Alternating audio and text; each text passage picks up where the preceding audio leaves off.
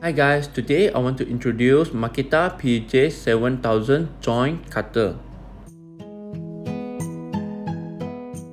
The powerful 700 watt motors delivers 11,000 RPM for quick, precise cutting in a variety of woods.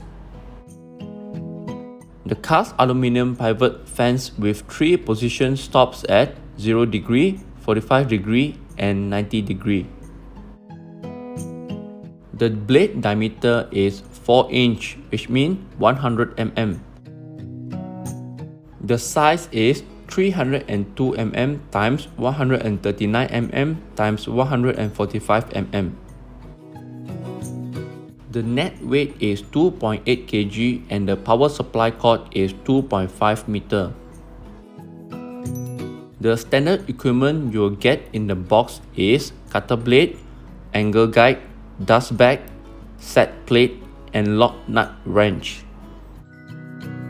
3 common biscuit size for this machine will be 0, 10 and 20.